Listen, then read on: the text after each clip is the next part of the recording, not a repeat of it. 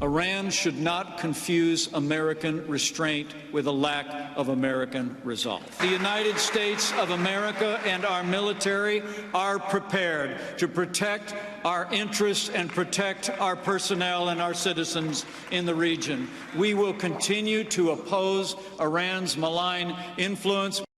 Strong statements there. The Vice President Mike Pence on Iran after the president warning after reports the regime exceeded enriched uranium limits set by the nuclear deal of 2015. John Hanna is a former national security advisor to Vice President Dick Cheney. How are you, sir? John, and welcome to I'm good, Bill. Thank you. Program here. Do you think Europe finally realizes this is a serious deal, John?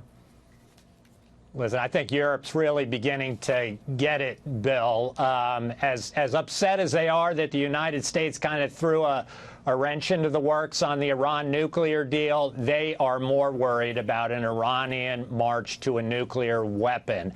They warned the Iranians on several occasions over the last couple of weeks, don't breach the deal, whatever you do.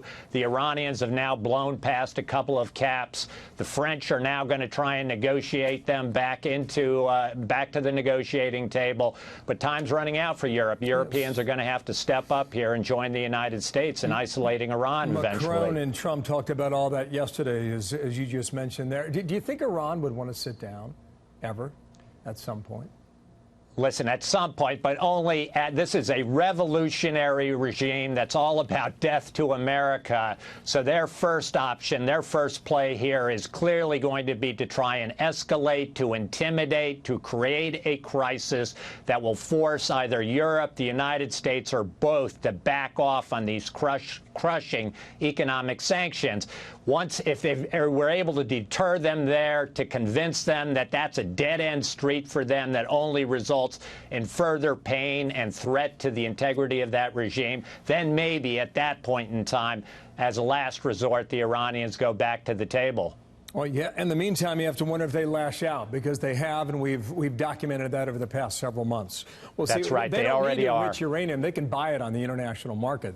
They are capable of doing that. However, that's not the route they are choosing. In the meantime, you're following this dust-up between these leaked cables.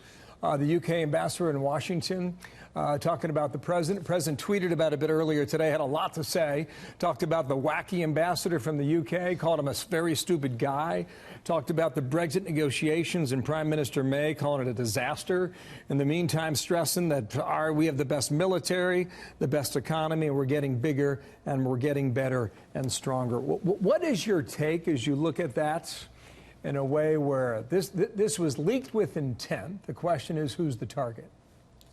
Yeah, that's the real question here. The scandal is not that you've got diplomats around the world trying to give their foreign offices unvarnished opinions of foreign leaders. I sat in the State Department for a number of years, and listen, this would be the worst nightmare, because I read a lot of cables from U.S. ambassadors talking about the foreign leaders that would certainly give the British ambassador a run for his money and how disparaging they were. The real question here is who leaked it?